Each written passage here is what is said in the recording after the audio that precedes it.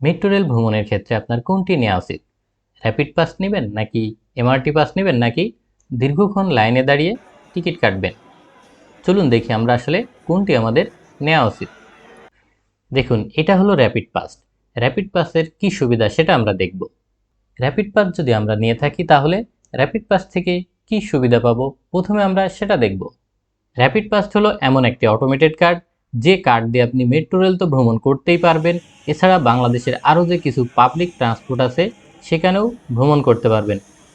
তাহলে দেখুন, এই যে র্যাপিড পাস, এই র্যাপিড পাসের মাধ্যমে আপনি তো মেট্রো রেল ভ্রমণ করতেই পারছেন, এর পাশাপাশি বাংলাদেশে যে বিভিন্ন পাবলিক ট্রান্সপোর্ট আছে যেগুলোতে র্যাপিড পাস অ্যাক্সেস করা যায়, সেখানেও কিন্তু আপনি এই র্যাপিড পাস ব্যবহার করতে পারবেন। এছাড়া বাংলাদেশের যে বিভিন্ন টোল প্লাজাগুলো আছে সেখানেও কিন্তু আপনি এই র্যাপিড পাসের মাধ্যমে টোল দিতে পারবেন।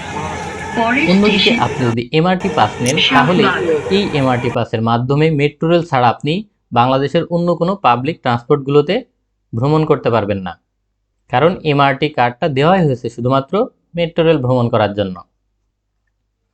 অন্যদিকে আপনি যদি লাইনে দাঁড়িয়ে টিকিট কাটেন এবং সেটি যদি পিক আওয়ার হয় তাহলে আপনার টিকিট কাটার জন্য কমপক্ষে 1 ঘন্টা, আধা ঘন্টা বা 45 মিনিট সময় লেগে যেতে পারে।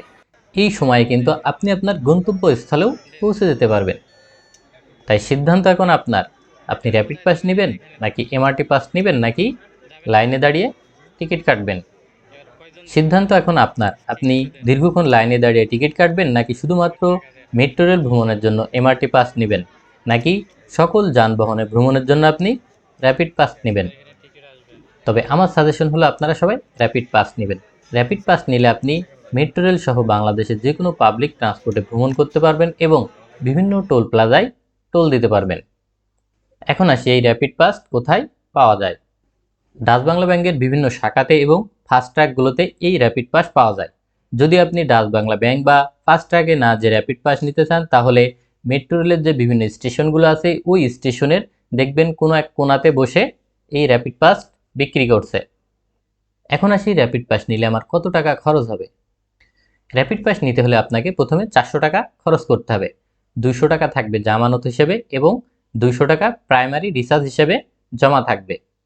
এই 400 টাকার মধ্যে আপনি 200 টাকা ব্যবহার করতে পারবেন, বাকি 200 টাকা সবসময় জামানত হিসেবে থাকবে। আপনি যদি কোনো সময় র্যাপিড পাস জমা করে দেন তাহলে জামানতের 200 টাকা ফেরত পাবেন। এখন আপনি র্যাপিড পাস ক্রয় করলেন। র্যাপিড পাস ক্রয় করার পরে আপনি কি করবেন? র্যাপিড পাস ক্রয় করার সাথে সাথে কিন্তু কার্ডটি আপনার অ্যাক্টিভ হয়ে যায়। এই কার্ড দিয়ে কিন্তু আপনি মেট্রো রেলে ভ্রমণ করতে পারবেন। যদি আপনার এই কার্ডটি কোনো সময় হারিয়ে যায় তাহলে আপনি সহজে আবার এই কার্ডটি তুলতে পারবেন। এজন্য আপনাকে রেজিস্ট্রেশন করতে হবে। আপনি কোথায় যে রেজিস্ট্রেশন করবেন?